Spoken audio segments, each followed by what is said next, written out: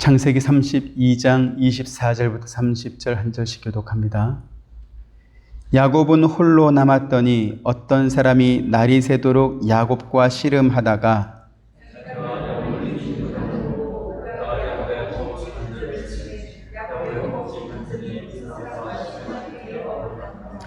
그가 이르되 날이 새려하니 나로 가게 하라. 야곱이 이르되 당신이 내게 축복하지 아니하면 가게 하지 아니하겠나이다.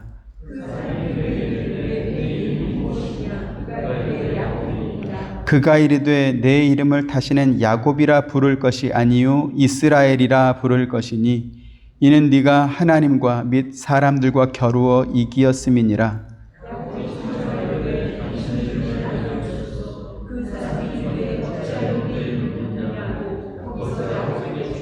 같이 그러므로 야곱이 그 곳 이름을 브니엘이라 하였으니 그가 이르기를 내가 하나님과 대면하여 보았으나 내 생명이 보전되었다 함이더라. 아멘. 오늘 본문은 야곱이 야복 나루터에서 밤새도록 하나님과 씨름한 내용입니다. 아버지를 속이고 에서가 받아야 할 장자의 축복을 가로챈 것 때문에 야곱은 자기를 죽이려고 하는 형 에서의 증오를 피해서 외삼촌 집으로 도망갈 수밖에 없었습니다. 라반의 집에 도착한 야곱은 자기가 사랑하는 라헬과 결혼하기 위해서 외삼촌을 위하여 14년 동안 일을 해야 했고요. 또 그 후 6년은 품삯을 받고 일을 했습니다. 그런데 그 6년 동안 야곱은 이전에 제대로 받지 못했던 품삯까지 제대로 쳐서 자신의 소유로 만들었습니다. 야곱이 얼마나 많은 재산을 스스로 만들어냈는지는 라반의 얼굴 표정과 또 그의 아들들, 야곱에겐 사촌들이 되겠죠. 그들이 한 말을 통해서도 확인할 수 있습니다. 창세기 31장 1절 2절 야곱이 라반의 아들들이 하는 말을 들은즉 야곱이 우리 아버지의 소유를 다 빼앗고 우리 아버지의 소유로 말미암아 이 모든 재물을 모았다 하는지라.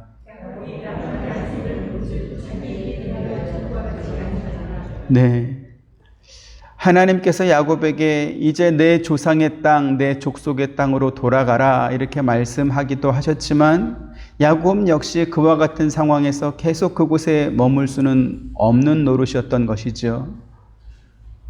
하지만 야곱이 삼촌의 집을 떠나는 것도 야곱이 결단했다 해서 그냥 그렇게 실행할 수도 없는 노릇입니다.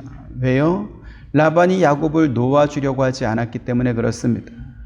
그래서 삼촌 라반이 양떼들의 털을 깎기 위해서 멀리 출타해서 며칠간 집을 비운 새에 자기 아내들과 자식들과 모든 재산을 챙겨서 마치 야반 도주하듯이 그렇게 밧단 아람을 떠났습니다.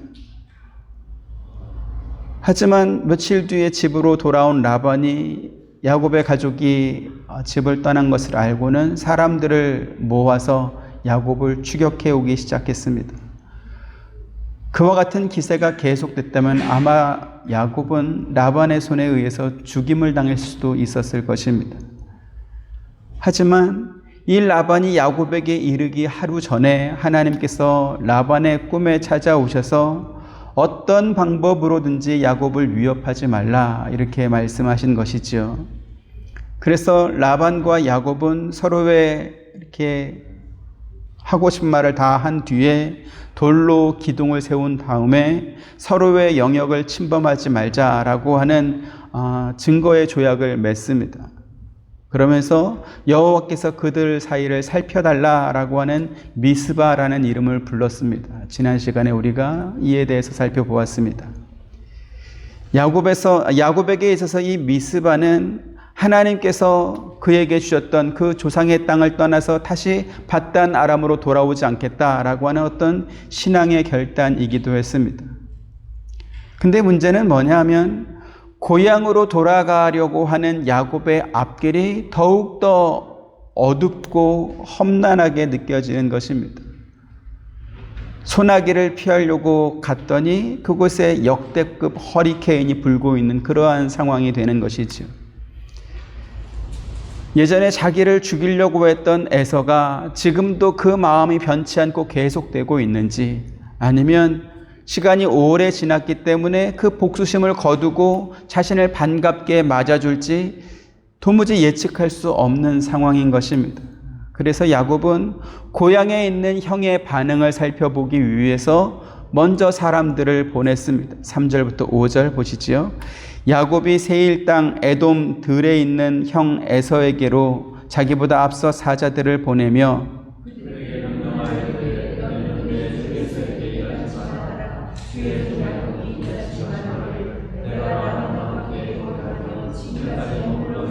같이 내게 소와 나귀와 양떼와 노비가 있으므로 사람을 보내어 내 주께 알리고 내 주께 은혜 받기를 원하나이다 하라 하였더니 이랬습니다. 예전에 야곱은 어떤 사람이었습니까?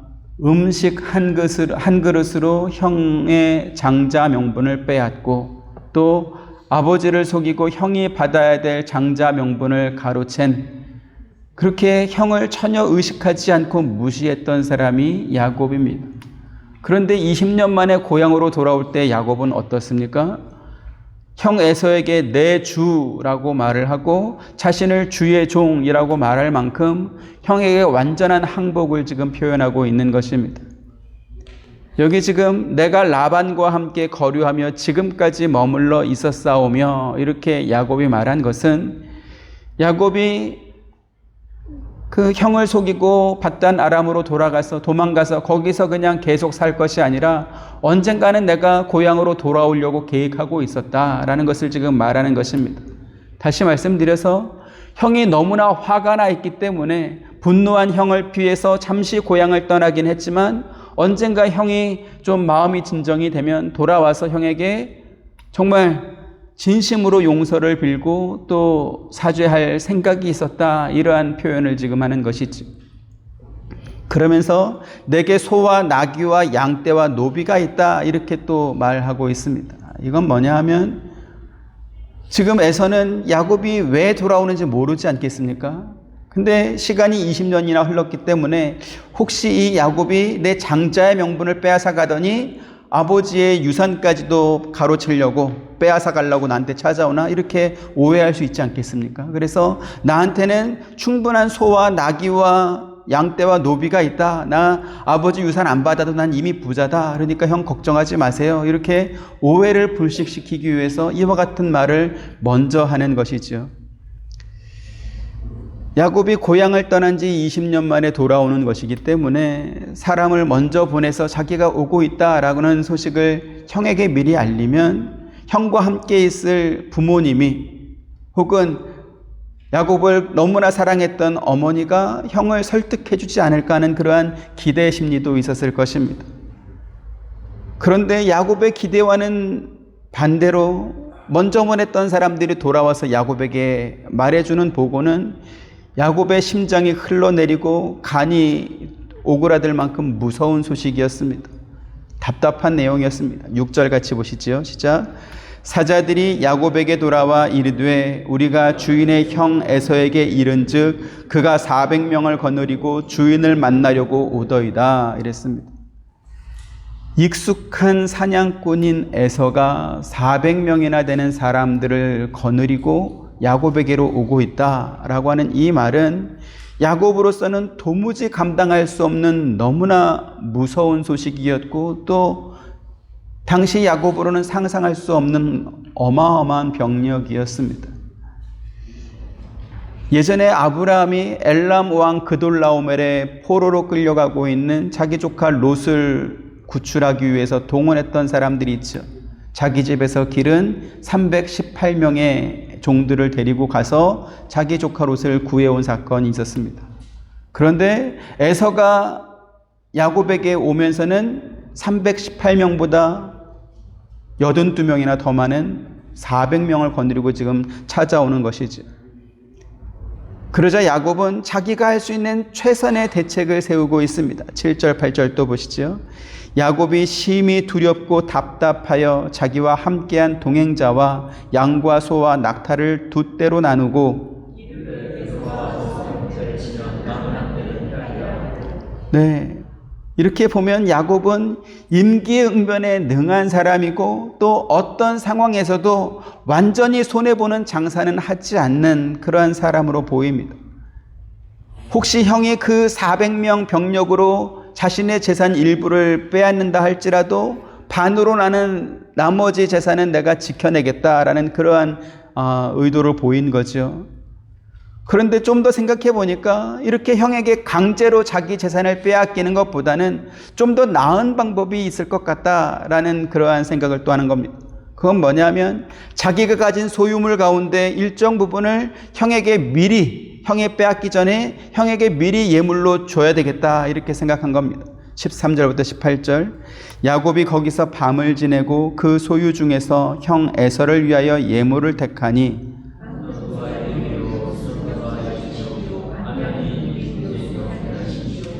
전나는 낙타 30과 그 새끼요 암소가 40이요 황소가 10이요 암나기가 20이요 그 새끼 나기가 10이라.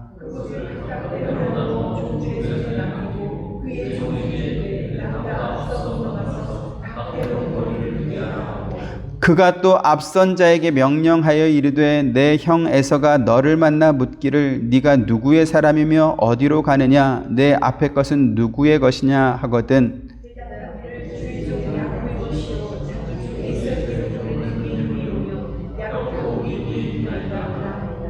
네, 이렇게 야곱은 에서에게 예물을 보내서 형의 분노를 좀 이렇게 가라앉히고 싶은 그러한 마음이 있었습니다. 하지만 자기가 그렇게 했더라도 형이 정말로 분노를 가라앉혀 줄지는 확신할 수 없는 것이죠.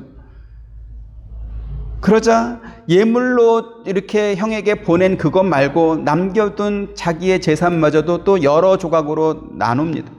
그리고 따로따로 이렇게 자기보다 앞서 계속 보내는 거죠. 그러면서 예물뿐만 아니라 뒤에 계속 도착하는 그러한 야곱의 재산을 보면서 혹시라도 에서가 마음을 풀어주면 좋겠다 이런 생각을 한 겁니다. 하지만 그마저도 마음이 놓이지 않자 결국 야곱은 마지막 방법을 택하는데요. 그건 뭐냐면 자기의 4명의 아내와 또 11명의 아들과 딸 디나까지 이렇게 앞서 보내고 나서 자기 혼자 야복 나루터에 남게 되는 것입니다. 이처럼 야곱은 자기 모든 재산과 자기 부인들과 자식까지 다 잃게 되더라도 최종적으로 자기만은 살아남아야 되겠다라고 생각한 철저하게 이기적인 그러한 사람이었습니다. 그런데요, 오늘 성경을 자세히 보면 지금 야곱은 하지 않아도 되는 걱정을 하고 있고 또 보이지 않아도 될 자기의 속마음을 자기의 아내들과 자식들에게도 다 들켜버리는 것입니다. 이미 야곱이 20년 전에 아버지의 고향을 떠나서 밧단 아람으로 올 때 하나님께서 그를 찾아오셔서 그가 어디로 가든지 그와 함께 하시며 그를 지켜주겠다라는 약속을 주셨습니다. 그뿐만 아니라 바로 지난 밤에 자기를 추격해왔던 라반이 야곱에게 한 말이 있죠. 지난밤에 하나님께서 나에게 찾아오셔서 너에게 어떠한 위에도 가하지 말라라고 말했기 때문에 내가 너를 살려준다 이러한 말을 또 야곱에게 해주었습니다. 라반 역시 그가 가진 힘으로만 따지면 형 에서만큼 이렇게 강력해서 야곱을 얼마든지 죽일 수 있었지만 그러나 지난번에 하나님께서 나를 찾아와서 너에게 해를 끼치지 말라고 했기 때문에 너랑 이렇게 조약을 맺고 이렇게 잘 평화롭게 헤어지길 원한다 이렇게 말씀한 것이죠.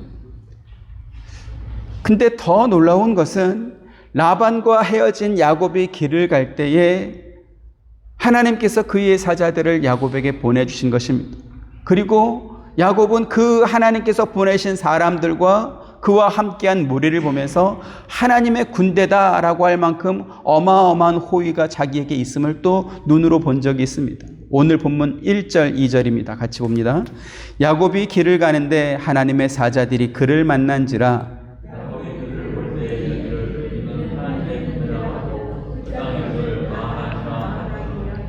네. 뭐라고 그랬다고요? 이는 하나님의 군대다. 그러면서 마하나임이라고 하는 이름을 붙여주기까지 했습니다. 하나님의 군대를 거느린 하나님의 사자가 야곱을 왜 찾아왔을까요? 그것은 하나님께서 이미 야곱에게 약속하셨던 것처럼 내가 너와 함께하며 네가 어디로 가든지 내가 너를 지켜주겠다라고 하는 약속을 하나님께서 야곱에게 지금 지키신 것입니다. 아마도 야곱이 만난 이 하나님의 사자와 하나님의 군대는 하나님께서 눈을 열어 보게 해준 사람만 볼 수 있는 영적인 군대였던 것으로 그렇게 보입니다. 이렇게 야곱이 만난 하나님의 군대를 목격한 또 다른 사람이 있습니다. 북이스라엘 여호람 왕 때 아람 왕이 엘리사를 잡기 위해서 엘리사가 살고 있는 도단성을 많은 군대를 보내가지고 포위한 적이 있습니다. 아람과 이스라엘이 전쟁할 때마다 이 아람 나라가 아무리 이렇게 신기한 그러한 전략과 전술을 짜서 공격을 해도 이스라엘이 다 막아내는 걸 보면서 아람 왕이 이상하다고 생각한 거죠. 그래서 우리나라에 첩자가 있나 보다. 도대체 우리 이 정보를 이스라엘에 갖다 주는 자가 누구냐라고 말하니까 아람 나라의 한 사람이 말하는 겁니다. 북이스라엘에는 엘리사라고 하는 하나님의 사람이 있어서 왕의 침실에서 한 말까지도 엘리사가 다 듣고 압니다. 그래서 이스라엘에 엘리사가 있는 한 우리는 이스라엘을 공격해서 이길 수 없습니다. 이러한 보고를 하자 아람 왕이 많은 군대와 기마부대와 또 이렇게 전차부대를 보내서 그래서 엘리사를 붙잡으려고 한 것입니다. 이른 아침에 엘리사의 사원 한 명이 밖에 나갔다가 도단성을 에워싸고 있는 아람 군대를 봅니다. 그리고는 집으로 돌아와서 엘리사한테 말하는 것이죠. 이제 어떻게 하면 좋겠습니까? 큰일 났습니다. 성 밖에 아람 군대가 와 있습니다. 이렇게 보고를 하자 엘리사가 두려워하는 사원에게 이렇게 말을 합니다. 열왕기하 6장 16절 17절 대답하되 두려워하지 말라. 우리와 함께한 자가 그들과 함께한 자보다 많으니라 하고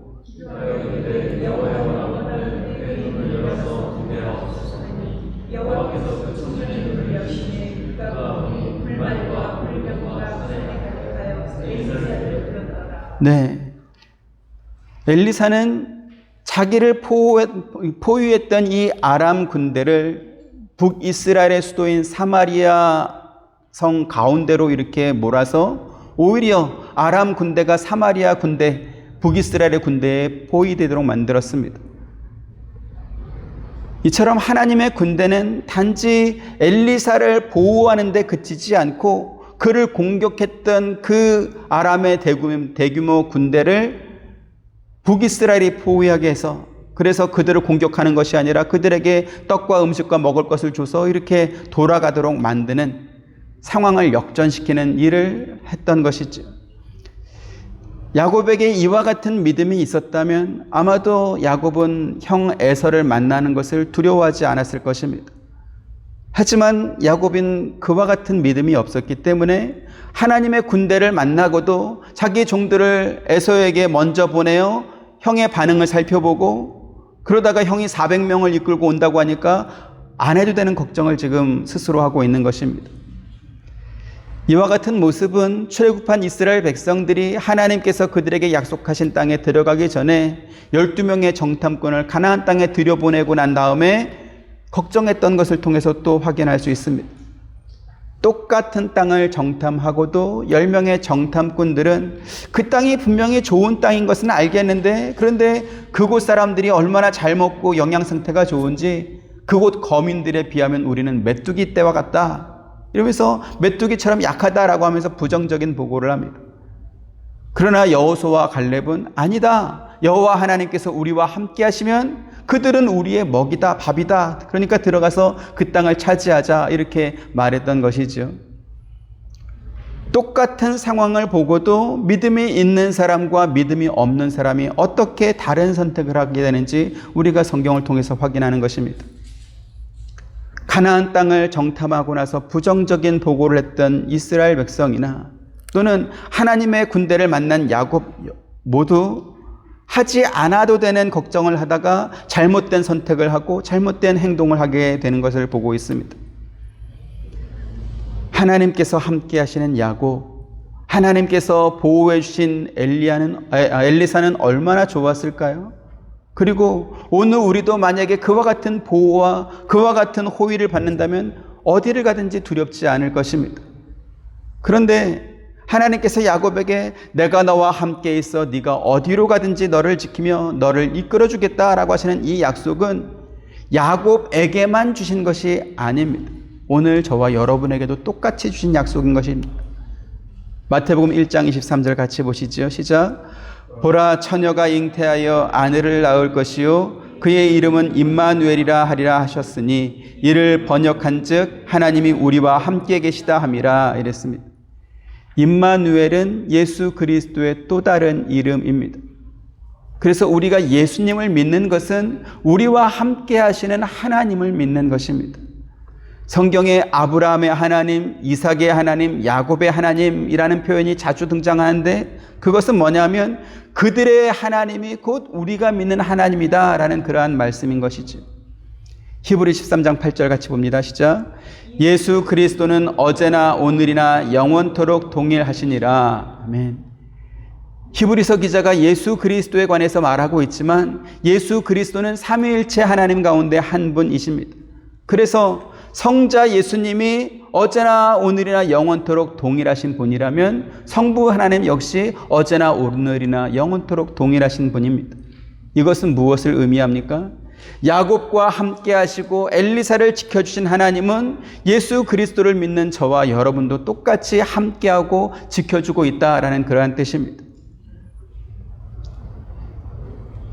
야곱이 자기를 찾아온 하나님의 사자와 하나님의 군대를 만나고도 쓸데없는 걱정을 하다가 바보 같은 선택을 하는 모습을 지금 자기 가족들 모두에게 보여주고 있는 것을 보고 있습니다. 그러면 오늘 저와 여러분은 어떨 것 같습니까? 여러분들이 하고 있는 그 걱정은 여러분 혼자 책임져야 되는 너무나 무거운 것이기 때문에 걱정하는 겁니까? 아니면 하나님을 믿지 못해서 하는 걱정인 것입니까? 관전하는 사람들, 훈수하는 사람들은 언제나 객관적일 수 있습니다. 그래서 바둑 대국이나 장기 대국을 할 때 바둑이나 장기를 제일 잘 두는 사람은 누군지 아십니까? 옆에서 훈수하는 사람이 제일 잘 둡니다. 남의 일일 때는 언제나 객관적일 수 있죠. 그러나 당사자가 되고 나면 세상의 모든 염려와 근심과 걱정은 자기 혼자 다 책임져야 되는 줄 알게 됩니다. 우리 기독교가 세상 종교와 결정적으로 다른 점은 뭐냐면 신을 대하는 인간의 자세입니다. 세상 종교는 사람과 또 그가 섬기는 신 사이에 아무런 인격적인 관계가 없습니다. 어렵고 힘든 일이 생겼을 때 그 해결을 위해서 또는 세상에 사는 동안 답답하고 어려운 일 생기지 않기를 바라는 마음으로 신을 찾기는 하지만 그러나 그 신과 그 사람과의 어떠한 관계는 전혀 없는 것입니다. 하지만 우리 기독교는 우리와 함께하기 위해서 자기 아들까지도 아끼지 않고 내주신 하나님을 믿는 것입니다. 그래서 하나님과 또 우리 성도들 사이에는 깊은 인격적인 관계가 형성되어 있는 것이죠.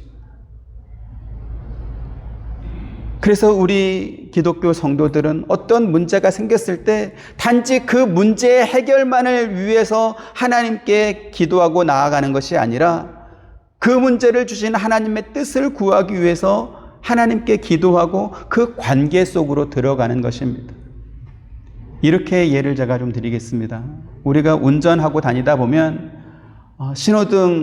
사거리 신호등 옆에 이렇게 편말 같은 거 쓰고 나서 이렇게 좀 도움을 구하는 그런 사람들을 종종 봅니다. 그래서 때로는 이렇게 주머니에 있는 돈을 빼서 그들에게 주기도 하고 또 때로는 그냥 지나치기도 합니다. 근데 우리가 그 사람들한테 도움을 주지 않고 돈을 주지 않고 그냥 지나쳤다고 해서 막 마음이 무겁고 불편하고 내가 왜 그랬을까 이렇게 불편함을 갖습니까? 안 갖습니까? 그런 거 없습니다. 뭐 있으면 주는 거고 없으면 마는 거고. 왜요? 그 사람과 우리와 아무런 관계가 없기 때문에 그렇습니다. 그런데 만약에 우리 자녀가 우리한테 와서 뭔가를 도움을 요청을 한다. 그러면 들어줍니까? 안 들어줍니까? 그건 들어주지요. 만약에 못 들어주면 그래도 뭐 상관없습니까? 아니면 못 들어준 것 때문에 가슴이 아프고 불편합니까? 불편하죠. 바꿔서 그러면 생각해 보겠습니다. 여러분 자녀가 정말로 감당하기 어려운 어떤 문제로 굉장히 힘들어하고 있는 것을 보이는데 근데 여러분한테 아무 말도 하지 않습니다. 그러면 야 저놈 철들었네. 나한테 부담 안 주려고 아무 말 안 하네. 참 기특하다. 이렇게 하겠습니까? 아니면 저 자식이 왜 나한테 아무 말도 안 하나? 이런 생각이 들겠습니까? 전자입니까? 후자입니까? 전자이십니까? 후자이겠죠. 그렇죠?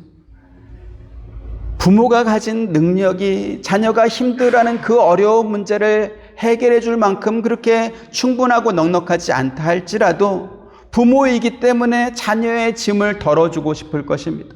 도와주려고 할 것입니다. 이사야 49장 15절 같이 보시죠. 시작.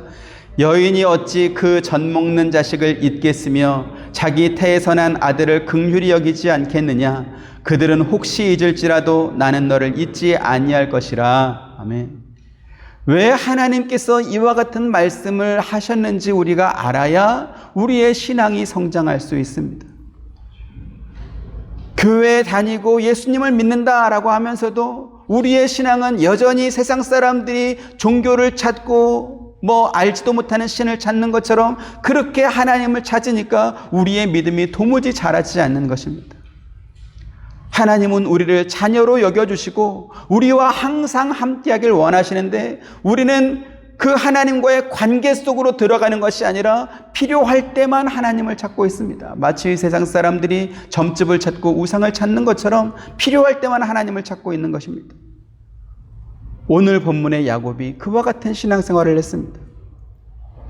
하나님께서 일찌감치 천군 천사를 야곱에게 보내서 그와 함께하며 그를 지켜주는 것을 보여주었어도 지금 야곱은 그 천군 천사를 보고 나서 밤을 자지 못하고 애서 만날 걱정을 지금 하고 있는 것입니다. 그러면 그 걱정은 야곱만 했던 것 같습니까? 아니면 우리도 하고 있는 것 같습니까? 우리도 별로 다르지 않습니다. 요한일서 5장 18절 같이 봅니다. 시작. 하나님께로부터 난 자는 다 범죄하지 아니하는 줄을 우리가 아노라. 하나님께로부터 나신 자가 그를 지키심에 악한 자가 그를 만지지도 못하느니라. 아멘. 우리 기독교 신앙은 하나님께로부터 나신 자, 곧 예수 그리스도께서 우리를 지키고 계시기 때문에 악한 자가 우리를 만지지도 못한다는 것을 믿는 것입니다. 이것은 우리 개인의 신념이나 혹은 자기 최면이나 자기 확증이나 이런 것이 아니고 천지를 지으신 하나님께서 문서로 우리에게 보증해 주신 것입니다. 이 믿음이 있었던 엘리사는 자기를 죽이려고 대규모로 동원된 아람 군대를 자기의 사환은 보고 두려워서 떨면서 이제 어떻게 하면 좋겠습니까? 안절부절하는데 걱정하지 마라. 우리와 함께한 자가 저보다 많으니라 라고 하면서 안심시켰을 뿐만 아니라 그들을 사마리아 성 가운데로 이렇게 모아놓고 그들에게 은혜를 베풀었습니다. 여러분 진짜 복수는 뭔지 아십니까? 나를 해치려는 사람한테 통쾌하게 어퍼컷 하나 팍 먹여가지고 KO시키는 게 그게 복수가 아니고요. 지금 엘리사처럼 나를 해치려고 하는 사람에게 은혜를 베풀어서 그들의 얼굴이 뜨겁게 만드는 것입니다. 로마서 12장 20절 같이 보시죠. 시작. 네 원수가 줄이거든 먹이고 목마르거든 마시게 하라. 그리함으로 네가 숯불을 그 머리 위에 쌓아 놓으리라. 자신의 모든 재산과 가족들까지 먼저 앞서 보낸 야곱은 이제 혼자 야뽕 나루터에 남아서 마지막 묘수를 짜내고 있습니다. 이제 어떻게 하면 좋을까? 더 이상 남은 게 없는데 이제 나는 어떻게 살아야 되나? 그러고 막 고민하고 있는데 근데 그때 어떤 사람이 야곱을 찾아왔습니다. 어떤 사람은 누구였을까요? 오늘 본문 30절에서 야곱은 그를 하나님이다 이렇게 말을 했고 호세아 선지자는 하나님과 천사를 교차하여 또 설명하기도 했습니다.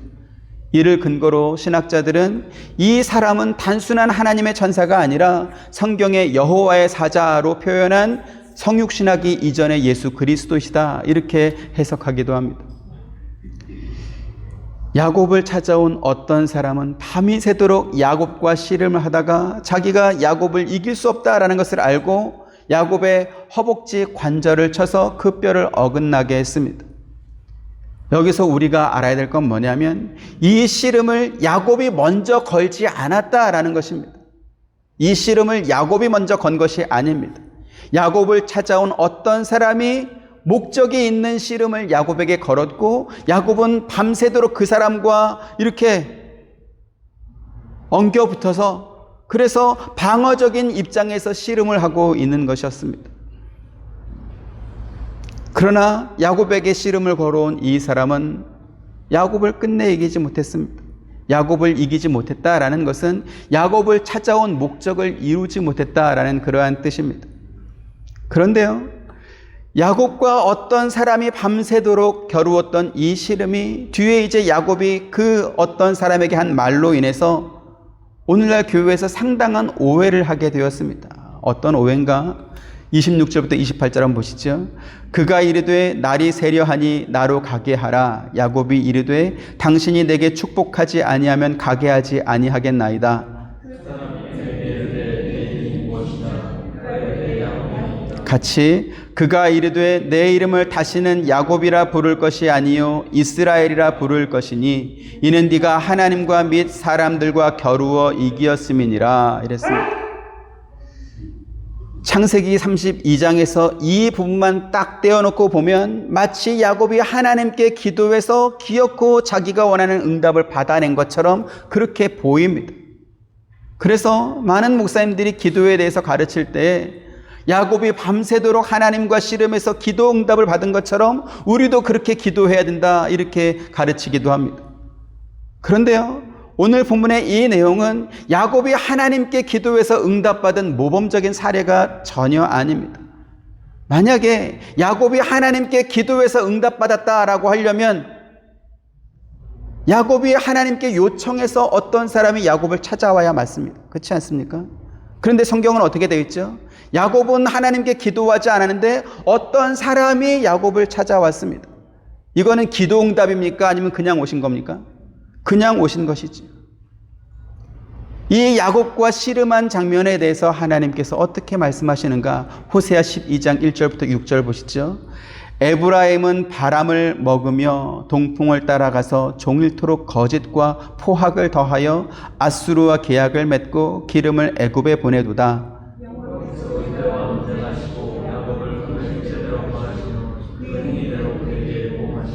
야곱은 모태에서 그의 형의 발 뒤꿈치를 잡았고 또 힘으로는 하나님과 겨루되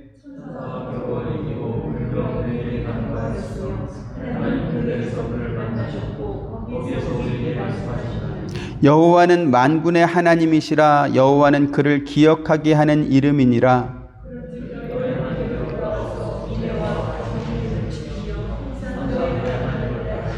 네, 하나님께서 호세아 선지자를 통해서 이스라엘의 불신앙과 죄를 책망하는 내용입니다. 1절, 2절에 에브라임과 유다를 책망하시는 것은 10개 지파로 이루어진 북이스라엘과 2개 지파로 이루어진 남유다로 갈려진 이 이스라엘 전체를 가리켜서 말씀한 겁니다. 에브라임은 북이스라엘을 대표하는 지파이고요. 또 유다는 남쪽 유다를 대표하는 지파입니다. 여기 1절에 에브라임은 바람을 먹으며 이렇게 말씀하고 있는데 이건 쉽게 표현하면 허파에 바람이 들어가서 혹은 간이 부어서 이런 뜻입니다. 이스라엘은 주변의 열강들로부터 늘 위협과 또 침략을 당하는 아주 작은 나라였습니다. 그렇다 보니까 다윗 왕 이후에 이스라엘이 왕이 된 솔로몬은 이스라엘의 평화를 지키기 위해서 주변의 열강들과 외교를 강화하는 정책을 폈습니다. 그 대표적인 정책이 바로 혼인을 통한 동맹을 맺는 것이었습니다. 열왕기상 11장 3절부터 5절 왕은 후궁이 700명이요 첩이 300명이라 그의 여인들이 왕의 마음을 돌아서게 하였더라.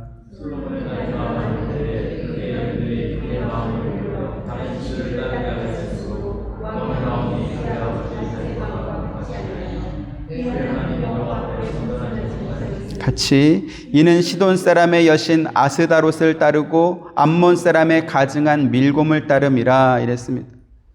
솔로몬이 혼인을 통한 동맹을 위해서 1000명의 부인을 둔 부작용이 무엇이었습니까?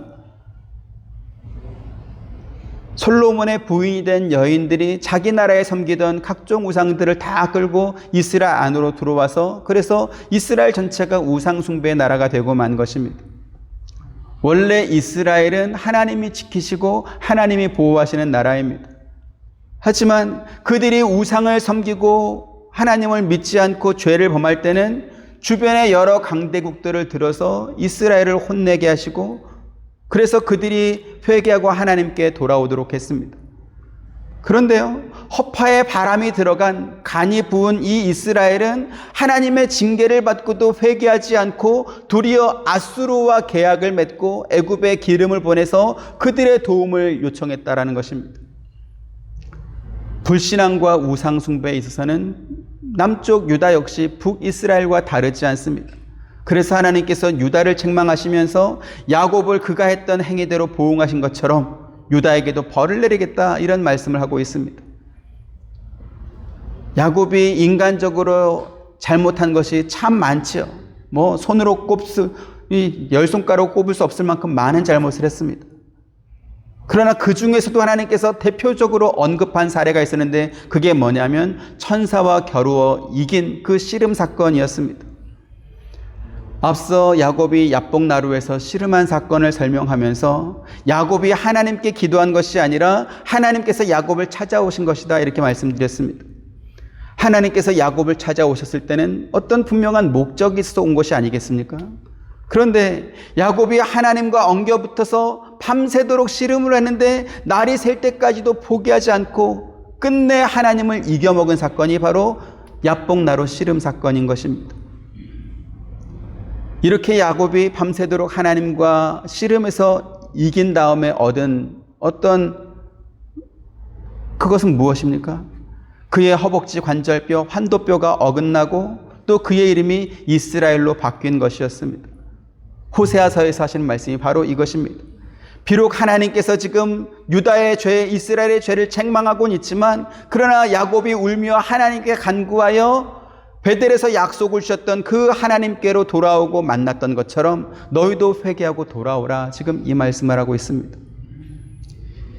야곱이 하나님과 밤새도록 겨루었던 이 야복나루 씨름이 야곱이 하나님께 기도해서 응답받은 사건이 아니다라는 것을 지금 확인하고 있습니다. 설교를 시작하면서도 말씀을 드렸지만 많은 성도들이 마치 세상 종교를 믿는 것처럼 그렇게 기독교를 이해하고 있습니다.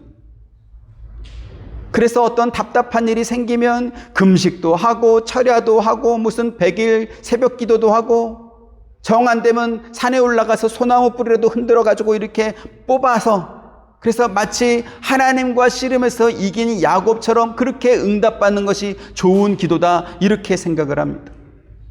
그런데 성경의 가르침은 무엇입니까? 끝까지 하나님을 이겨먹은 이 야곱에게 하나님께서 이스라엘이라는 새로운 이름으로 바꿔주시고 그의 하나님이 되어주셨다라는 것입니다. 하나님께서는 처음부터 야곱에게 군대와 같은 모습으로 그를 지키고 보호하신다는 것을 그에게 보여주셨습니다. 하지만 야곱은 그것을 보고도 하지 않아도 되는 그러한 걱정을 스스로 하고 또 그 어떤 함정 속으로 빠져들어가고 있는 것이지. 오늘 본문 9절에서 12절에 보면 그가 하나님께 드렸던 기도가 나오고 있습니다.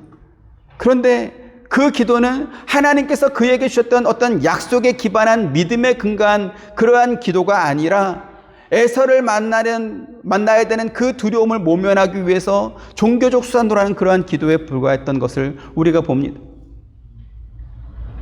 여러분, 기도는 무엇입니까? 기도는 내가 할 수 없는 것을 하나님께 맡기는 것이 기도입니다.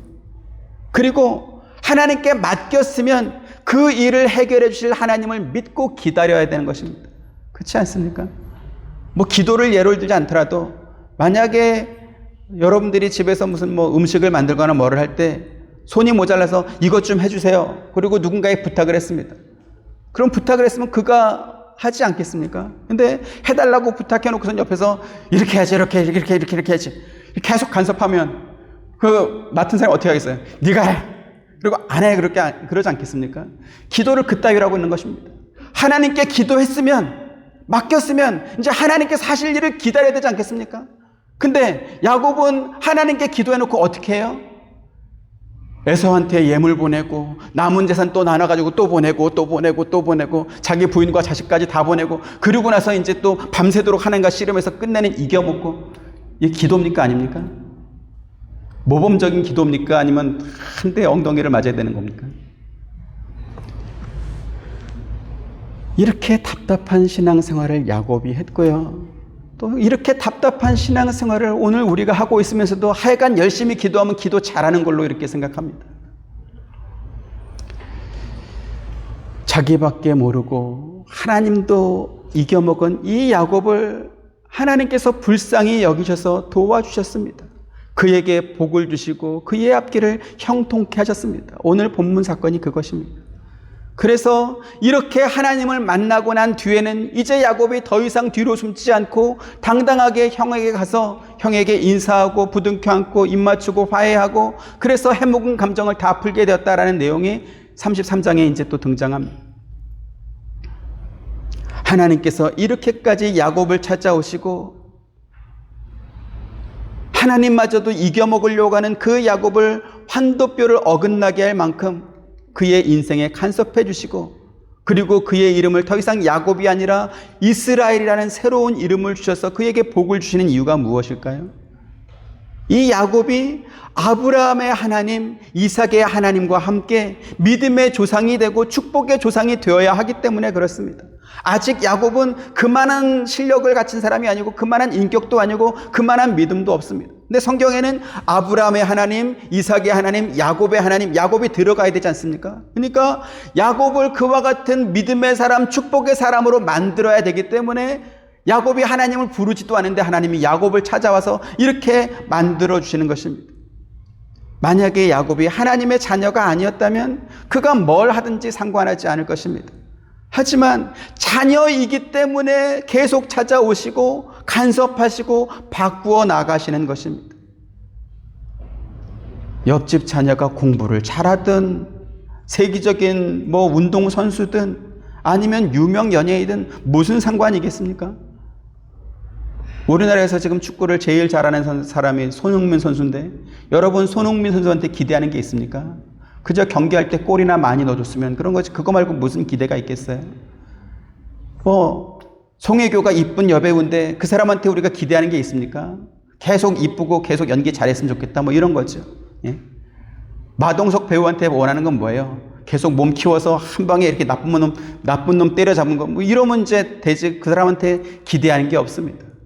그들이 훈련 끝난 다음에 경기 끝난 다음에 뭘 하든지 영화나 드라마 촬영하지 않고 쉬는 날 뭐 하는지 우리는 관심이 없습니다.